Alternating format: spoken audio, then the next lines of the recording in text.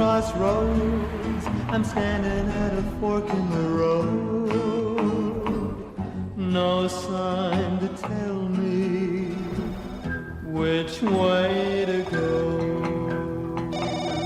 911, what's your emergency? They rented the place from me. It looked like they carried a body inside the house. It's an unconscious person. I have that on security camera. Okay. And they have been there all night.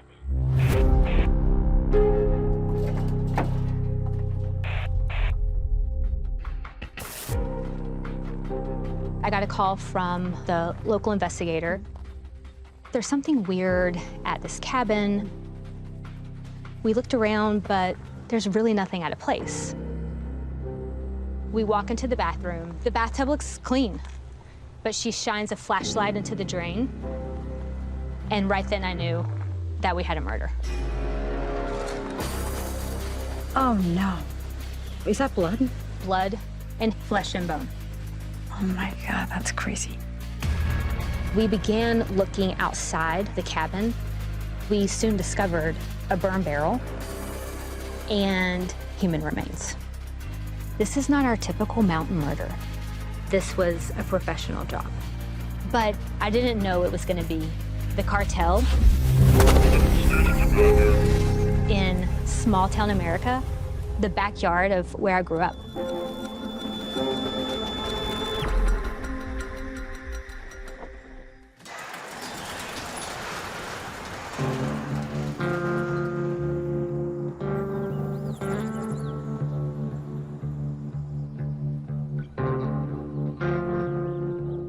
I've been doing this for 30 years now, and all murders are not the same.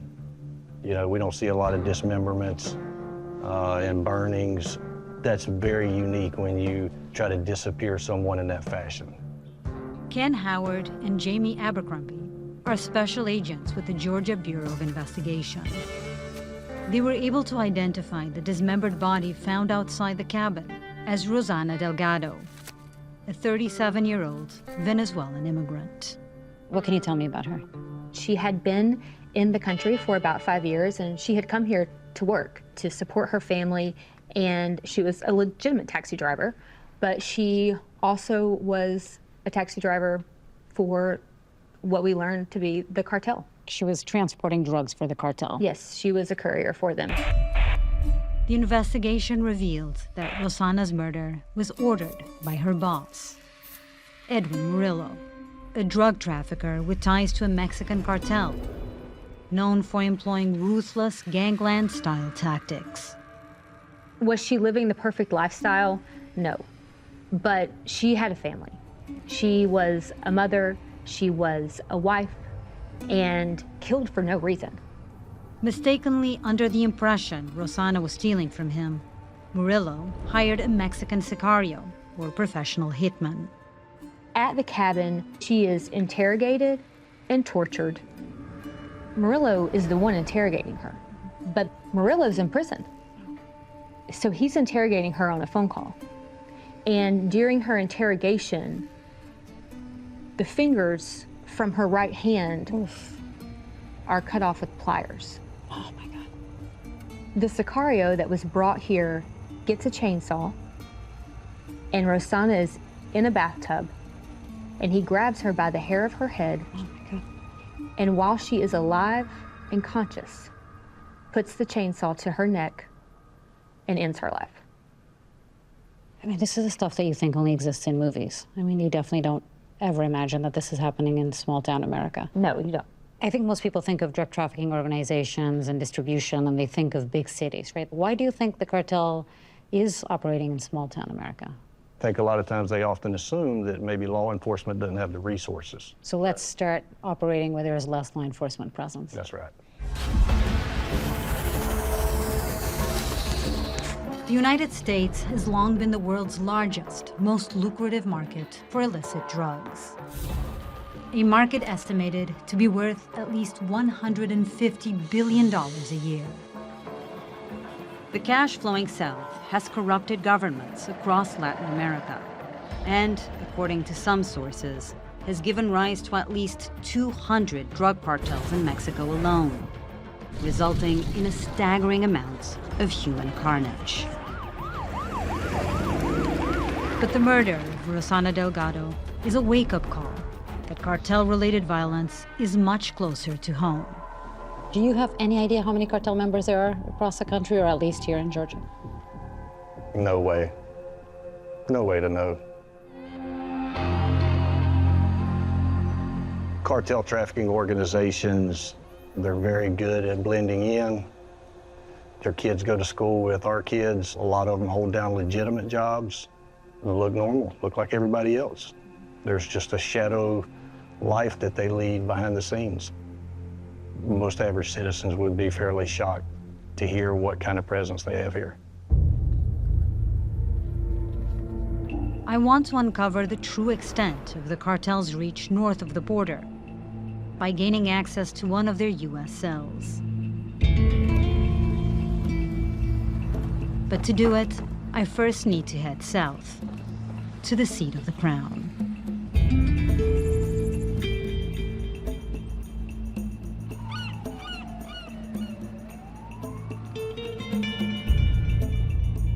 This looks very quiet. And then you realize every single person in this city has a link to narcos, in a way. Culiacan, headquarters of the Sinaloa cartel, one of the largest and most brutal drug trafficking organizations in the world. Okay, so this is El Mercadito. Do you see how all these parasols here, all these umbrellas, there are people, basically it's cash exchange huts. So all of these people here are here to exchange dollars to pesos. All of them. My friend, journalist Miguel Angel Vega, knows firsthand how in this city, narco-trafficking is simply a fact of life. Just think about it. If there's this big-time drug lord receiving US dollars all the time, what do you do with all this money? You exchange all the money into these shops? Mostly because they don't want to declare that money, because the money was made through narco-trafficking, most likely. Right. The money exchangers, do they declare that money? Is that any of that money being declared? Of course not. It's confusing. Confusing? What do you mean it's not confusing? Just that it's out in the open and nobody comes and stops this from happening. The police knows that they're doing this. They can't come here and shut down the business. Because the police, the police is owned by the cartels. What are they gonna do? They can't do nothing because, you know, the power of the cartel. Why do they have a lot of power? Because corruption. They have so much power. I'm here to find someone high up in the cartel who can grant us permission to film their U.S. operations. And Miguel is a man with connections to the key players. Culiacan is like the biggest hub by far. And to go anywhere else and open doors, I have to start here.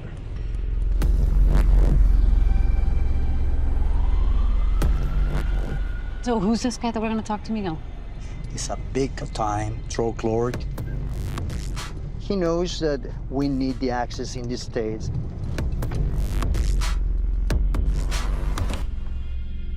Te voy a poner un micrófono, ¿ok? ¿Cómo quieres que te llame? Tony. Ok, gracias por encontrarte con nosotros, Tony. Tony is in charge of logistics for several drug cells in the U.S., making him the perfect person to give me an insider's view of how the organization works.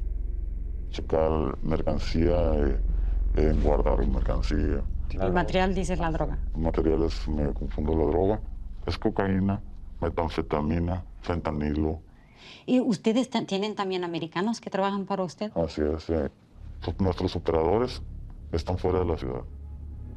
Tenemos unas haciendas en las orillas de la ciudad de Seattle, de cualquier parte.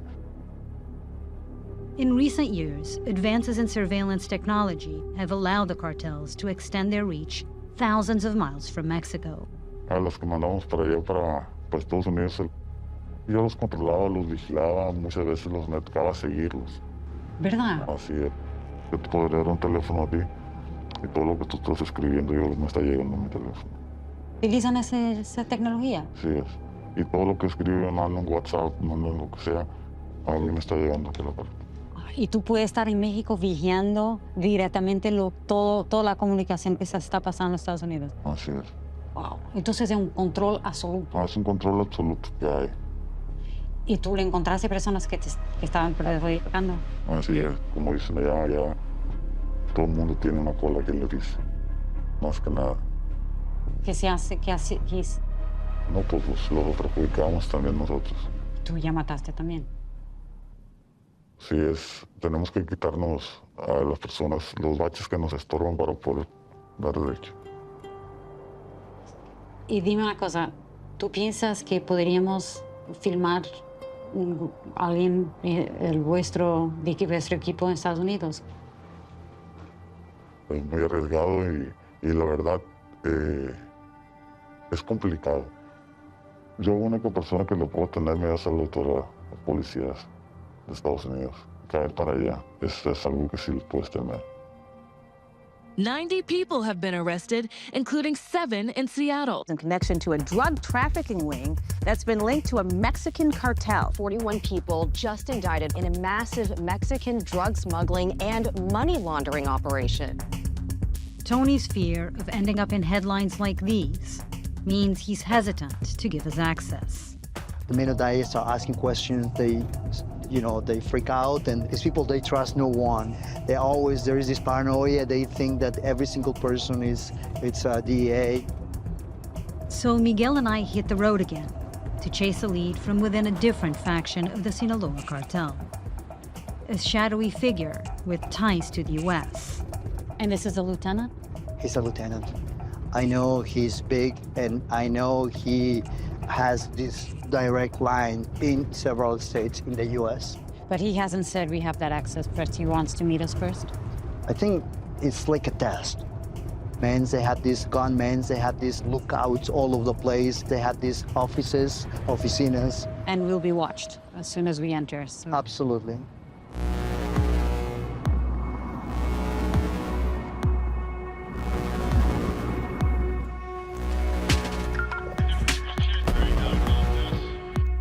Gracias, está bien. Gracias. Entonces, Sammy, ¿verdad? Sí. Tiene un arma, ¿puedo verla? Me gusta siempre ver la arma para saber que si la persona está armada. Sí, es una 257. No matter how many times I've done it, being in a room full of people with guns is always unnerving. Especially when everyone is noticeably on edge.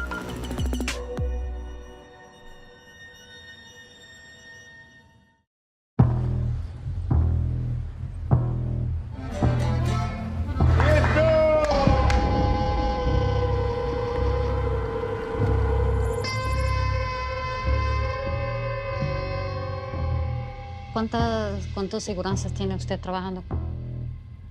En el primer círculo traigo 15. 15. Ajá. Y aquí están 3. Los otros aquí están, pero no los veo. Estamos dependientes. So we're in basically a small building, and he's saying that there's other security members, gunmen. Some are hidden. We can't see them. Exacto. Meet the lieutenant, who we'll call Sammy. Lieutenants are one of the highest-ranking positions in a drug cartel. These are the guys who report directly to the big bosses, who are responsible for calling in hitmen and for granting the access I'm looking for.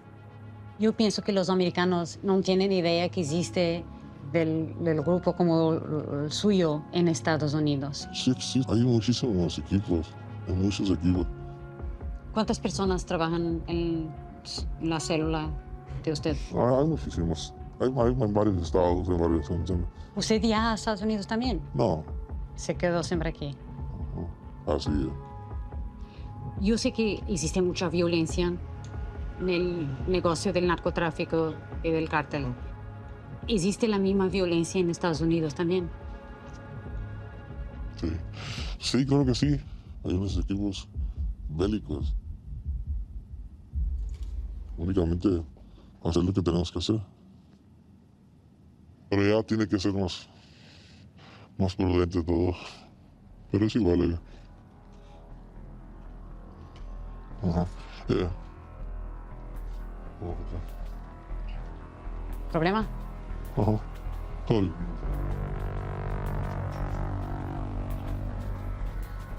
Se viene la policía. A la Marina. The Marines are a tight-knit organization known to be the least corruptible of Mexico's armed forces. They're one of the few groups the cartels truly fear.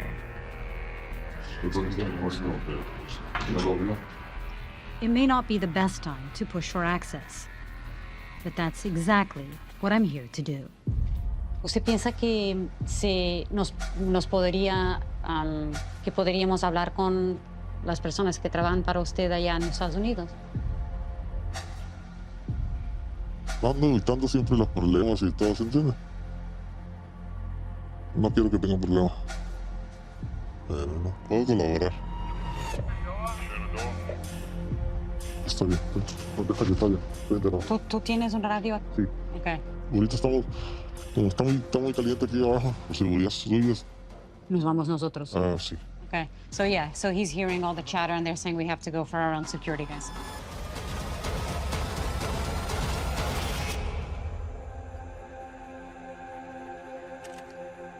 Despite our best efforts, we're forced to leave Mexico without knowing where the investigation is headed.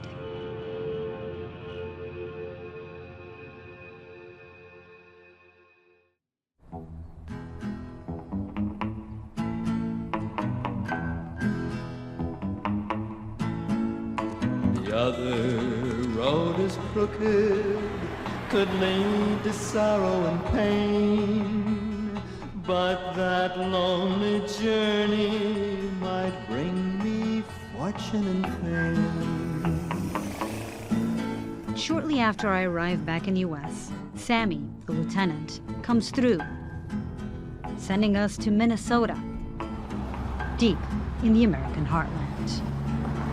Oh, crossroads, crossroads, I'm standing. But I'm learning fast that filming with the cartel in the United States is far more complicated than on their home turf. Which way to go? It's been crazy. Nobody trusts you here. They change locations, they change dates. It's a hustle, you know. It seems like you need a drink right now. I do. I meet Miguel on the outskirts of town.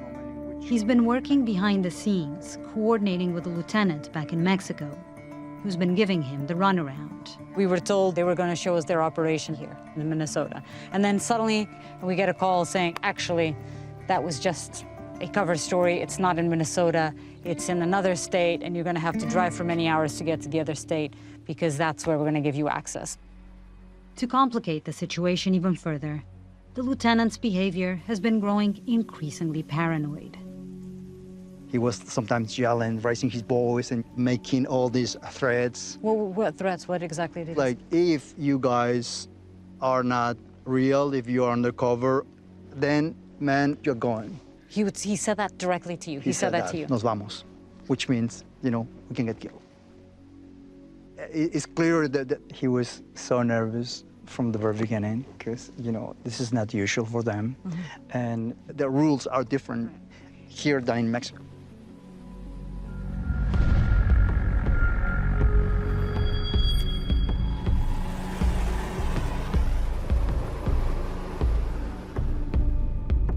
With access up in the air yet again, there's no choice but to head to the next location, which we've agreed not to disclose.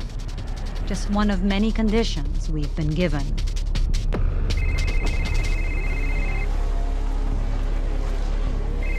Hola, Miguel. Marita, you won't believe this. So what's happening? I'm here with the same person we spoke with in Culiacán. The lieutenant? Él está aquí conmigo. Wait, what? Y él quiere hablar contigo y son sus reglas. I have no idea why a high-ranking cartel lieutenant would travel thousands of miles from Sinaloa, Mexico, to small-town USA. But it doesn't sound good. Marinita, I'm not sure what's happening.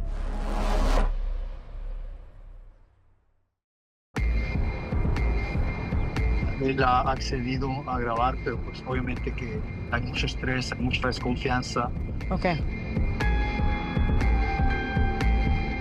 After numerous false starts and dead ends, the latest twist is that the lieutenant will be personally overseeing our shoot. Te lo voy a pasar. Okay. Señor, aquí está la entrevista. Buenas tardes. Hola, ¿cómo está? Teniente, nos encontramos, nos vimos en Sinaloa. Usted, ¿verdad? Sí, soy. Ok. ¿Qué algunas reglas que nos quiere dar? Que no venga alguien que no es de su equipo, que usted no sepa de él o de ella, donde él. Ok, venimos ahorita, entonces. Ok, adiós. Wow, okay. So it's actually the same guy that we met in Sinaloa, which is surprising. I wasn't expecting that, but they seem to be all a little bit on edge. Even Miguel, I could tell he's nervous. But apparently this is one of the safe houses that the cartel has here in this town. So just waiting on an address. Okay, he just sent me an address, and it's about 20 minutes away. Finally, hopefully this is happening right now.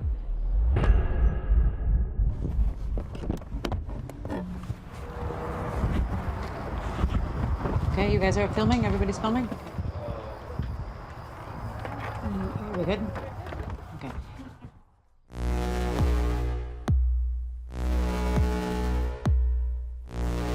Okay. When I saw you in Sinaloa, you told me that you never traveled to the United States. And yet here you are now. Yes. Yeah. So were you not telling me the truth, or? Of course. So you traveled to the United States? Sometimes, yeah. Clearly, I can't always believe what the lieutenant says. And despite him agreeing to let us film a drug buy that's about to go down, I'm doubtful he trusts me either. Usted ya cree que nosotros no somos policías y que somos periodistas, espero. Ya tiene confianza en nosotros. Claro que sí. Bien, pero ¿y las personas que trabajan con usted aquí, cómo se sienten? Esa? No es confianza, no podemos hacer las cámaras. Ni yo tampoco, pero.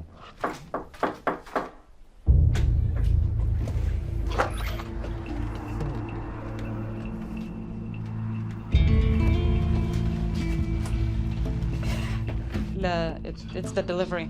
Ajá. 5. So it was the delivery of drugs that he was waiting for. ¿Me puedo? Sí.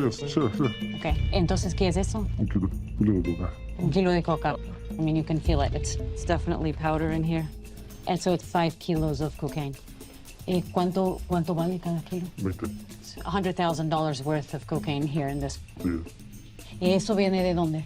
De Colombia. ¿De Colombia? Sí, pues no, huele bien arreglada. ¿Por qué? Para los animales y todo. Para los canes.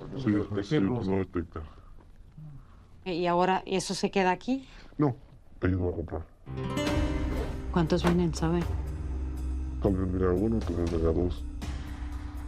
So this is a little bit like it's a hot potato here. Basically, they don't want to have the drugs here in this house for too long. It's a safe house for them, but it's not actually where they store their drugs. Sí, necesito que sea rápido porque está la droga aquí. Okay. Yo sé que no podemos decir exactamente dónde estamos, pero uno, mismo mirando fuera de la ventana, se ve que es un lugar de mucha agricultura y un lugar con small towns. Existen muchos americanos que trabajan para el negocio con mexicanos acá. Claro, muchísimo. Muchísimo. ¿Y nosotros vamos a poder hablar con ellos también, o? Claro que no. ¿Por qué? No puedo meterme donde ahí puede haber complicaciones, ¿Puedes cortar un poquito? ¿Perdón? ¿Puedes cortar? Sí. ¿Quiere que...? Okay, guys, can you stop? With cameras off, the lieutenant tells me he doesn't like my line of questioning. And to make matters worse, right before we resume filming, he gets a radio transmission that our presence is disrupting his sales. Ajá. ¿Qué pasó? ¿Me puede decir que la...? Pues con mala suerte estaba el comprador ahí y no quiso arrimarse. Sí, por seguridad no quiso arrimarse. Al ver las cámaras se puso nerviosa. again, everybody's on edge. And it's very similar to what's happened to us since we started working on this story here on the West Side, that things keep changing all the time. Necesito asegurar que se vaya. Right. Okay.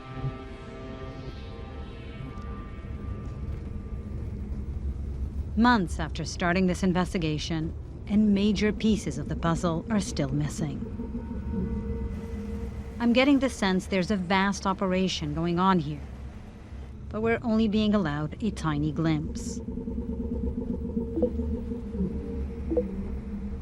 But then I remember a series of messages I dismissed a few months ago from someone claiming to be an American working for the cartel.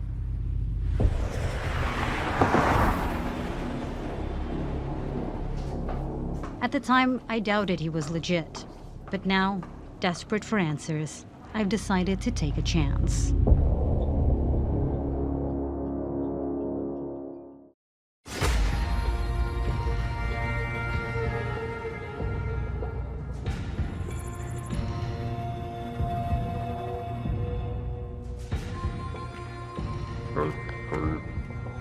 And why did you decide to reach out to me on social media?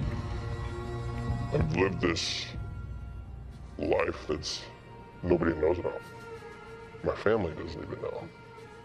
When I walk away, I don't want to walk away without some sort of documentation. Born and raised in the United States, El Gringo, as he tells me to call him, isn't who I expected to be working for the Mexican cartels. One of the biggest surprises for me when we started talking was the fact that you're American. Do you even speak Spanish? No. As a wholesale buyer, he's the crucial link in the supply chain between the cartel and his own underworld distribution networks across the U.S. Typically how it would work is I'd get in my house, I would drop it off with my transportation person, they would fly it commercial to wherever we needed it to go. It was flown commercial? Correct, yeah. That's the largest transporter right now. Commercial airplanes? Correct. Like Delta, United? Delta was their favorite for... Why? Delta Plus, you get 70 pounds per bag, you get 2 bags. You can fit 100 pounds of meth in 2 bags. You check it, and you're there in 4 hours. And who takes it on the plane? There's workers here. So on the West Coast, they're all a lot of strippers, a lot of women. And I mean, it's the cheapest and quickest route to do it. Isn't it much higher chance that you'll get caught? You think, but no. I mean, you could go on any flight out of the West Coast, and I guarantee you there's some sort of drug on there. And what products are you involved in? Everything. Fentanyl to methamphetamines, cocaine. Cocaine is my main thing. Where? Everywhere. Philadelphia, Boston, Minneapolis, and the hoods in St. Louis to Wall Street.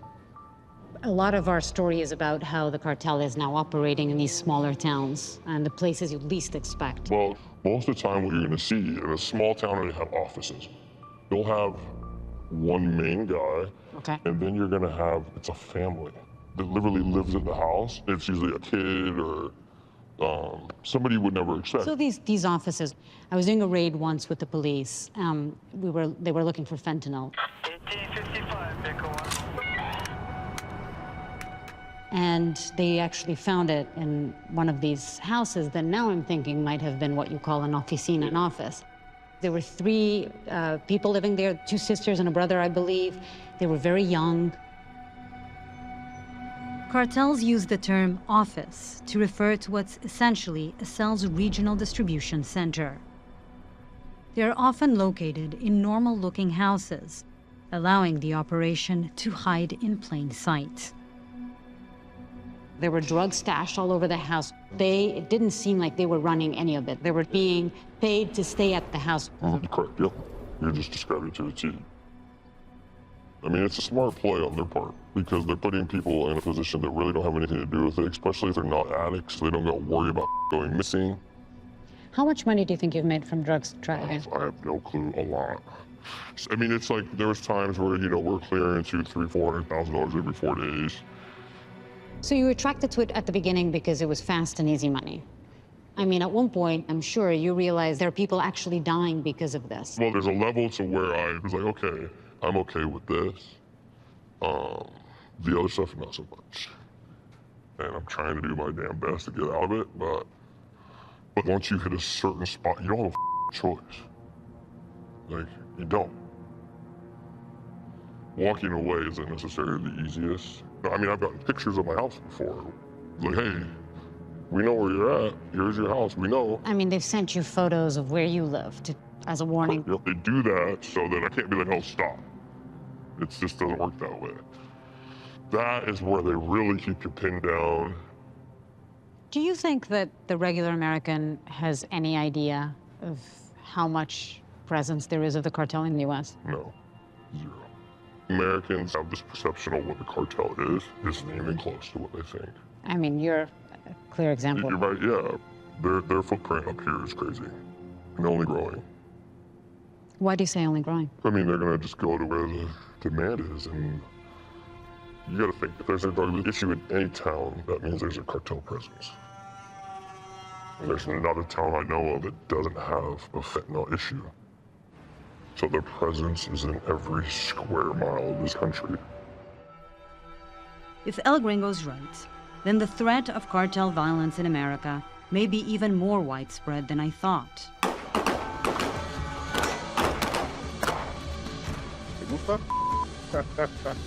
My next stop, a meeting with a man who puts weapons on the streets. This is how surreal it gets on these shoots sometimes, is that I hadn't even noticed that there's a little playground right behind me.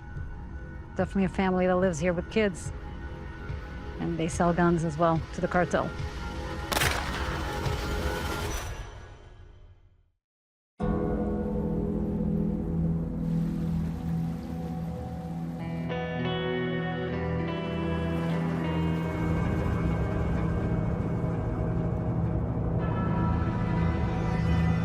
What's this car doing? I'm gonna let this guy go, because I don't like being followed.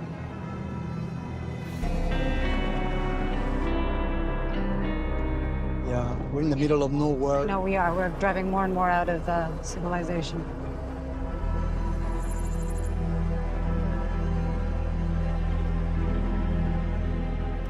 Legitimate businesses grow market share through ad campaigns and acquisitions.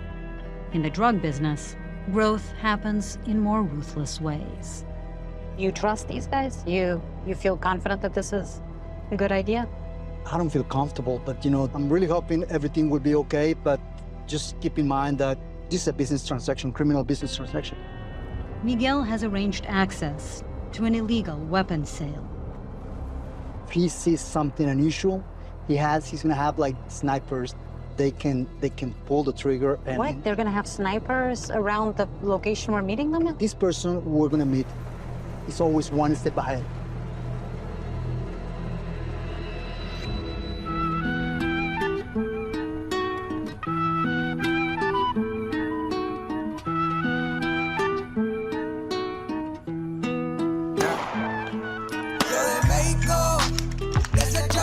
Soy un luchador, aquí te matamos puro taekwondo, así que compadre, simula, no se amula, venimos a romper de México.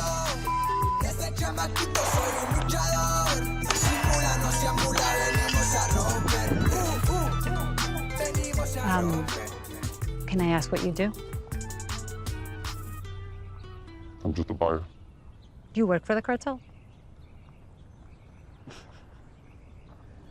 Yeah, that's a little bit private. Okay. I mean, your non-answer tells me that you do. Can you tell me which cartel? I'm not gonna answer that. Is it the Sinaloa cartel? Sorry.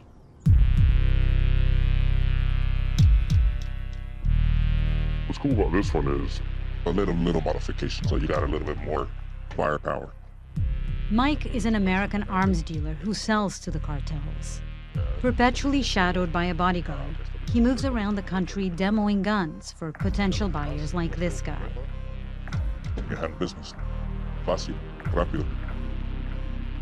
Mike custom makes his merchandise to cartel specifications. Reliable, adaptable, and extra lethal. Y pues, ya si quieres algo más pesadito, todo para esconderla. Esta tiene todo.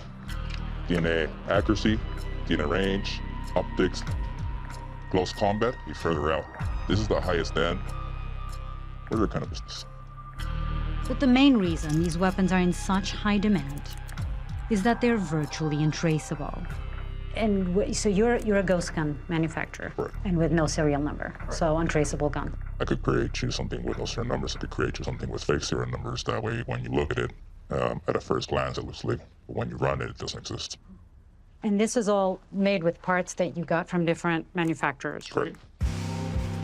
Ghost guns are fully functioning firearms made from a combination of readily available over-the-counter components and 3D printed parts. How much do you sell this one for? That one is 1,500. It's a special AR. And who's buying this from you? Everybody. You sell to the cartel. Correct. And how many of the guns do you think that you're selling to the cartel are staying here versus going to Mexico? Probably 30% stay here, 70% get crossed over. With more and more orders coming in all the time, Mike can't keep up with demand. Entonces, pues, la que quieras. Ya sabes, la que quieras. Quiero todo. Va. You want to buy everything? Everything. Todo. Do you know the price already? Doesn't matter. Por eso es el mejor. Ya sabes, güey. How much do you think the guns that you're selling are contributing to violence here in the United States? Probably a lot. A lot. And how does that make you feel, Mike? Selling guns that are going to be used to kill people? It's business. There's a lot of producers. There's a lot of people that fabricate. If it's not me, it's somebody else. I'm just providing a tool. How many of you do you think there are? A lot. A lot. In every state. We hear a lot about cartel violence in Mexico. Do you think, are you seeing that violence spill over into the U.S.? Absolutely. Absolutely. When the violence starts in Mexico, it always spills over to the U.S. The violence, the guns, the drugs. It's all in the service of this. Cash. But what do the cartels do with billions of dollars of dirty money? I'm going to meet someone who knows. ¿Qué piensas que pasaría si te encontrasen en la frontera con $400,000 transportando que... Nada bueno.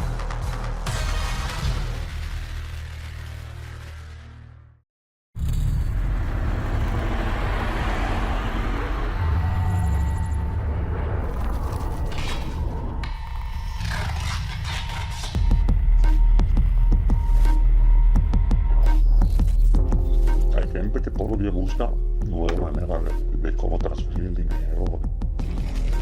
The cartel machine famously includes bosses, lieutenants, bodyguards, and assassins. But this lucrative multi-billion-dollar enterprise wouldn't exist without the people who manage the cash.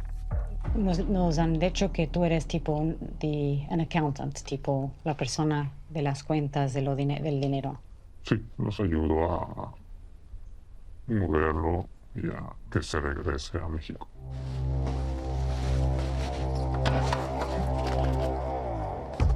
One of Magnus's responsibilities is stashing the proceeds of drug sales before they get smuggled over the border.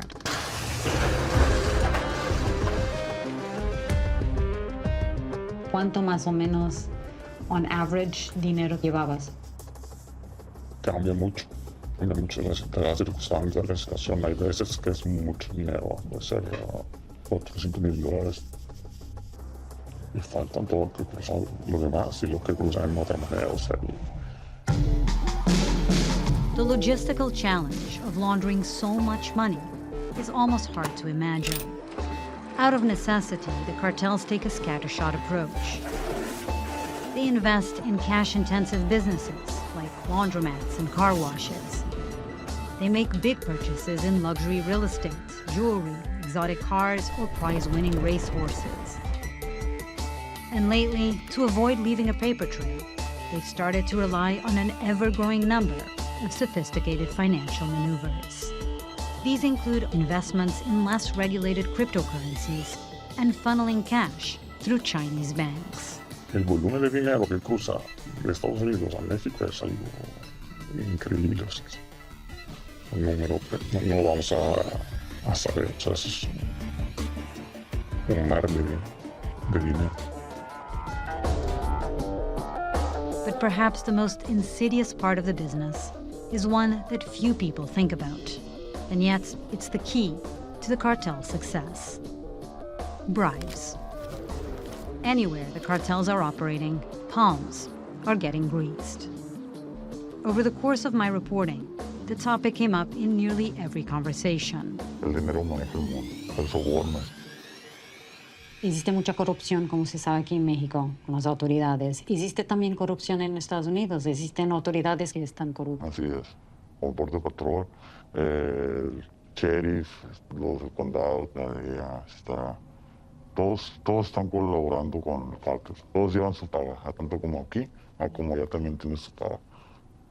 ¿Y estamos hablando de qué cantidad de dinero? 10, 15, 20 millones de dólares para que nos puedan seguir dejar de trabajar. ¿Esa cantidad de dinero? Es de dinero, de mucho dinero. When the amount of money is right, there's no industry that they can't touch. From the police to the feds, they've got everybody working for them. So that's what the problem is. The money is the most important thing. Higher-end cartel, we're talking about what we call big more money. That's cartel within government agencies. You mean American law enforcement? Yeah. Okay. That's why you have a drug bust and the drug bust mysteriously disappears. Doesn't disappear, it's moved. Whoever was in charge of the division had a deal with the cartel. And this is something that you've heard from your buyers as well? Yeah. Where they say, we're paying off people in the police and law enforcement agencies around the country. I know one individual in law enforcement. A police officer or? A little bit higher up, but yeah. That's involved with the cartel? Yep. Really good friend. Really good friend. He makes more money than he could ever make in his lifetime within the department. Money is money. Money does things to people. That is just the way it is.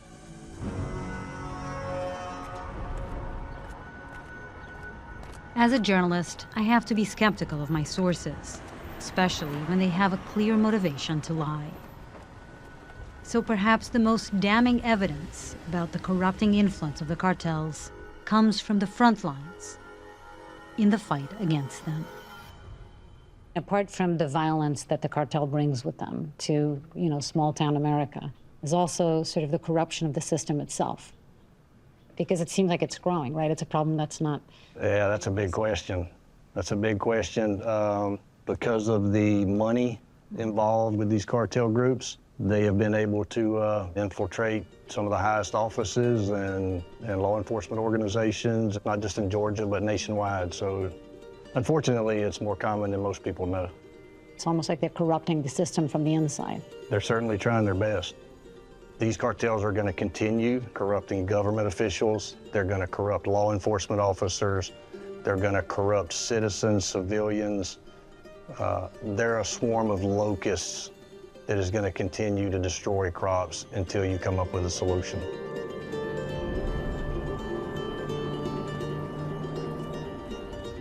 I was quite shocked when he was talking about corruption within the government, people who work in law enforcement, but who also work for the cartel. That's sort of another level. Right. The escalation to violence is much closer when you have a government that's corrupt, because you don't have law enforcement that you trust. Mexico, the aim is within. Yeah, then you don't have an adequate system to fight against the cartel, to fight against that violence. Right. And that, to me, I think, even more than the spillover of violence, the spillover of corruption, that is when I think things can get really, really scary. And then we might have a situation similar to what we're facing in Mexico. I'm hoping that I'm wrong, but history is telling me otherwise. Things might get really scary.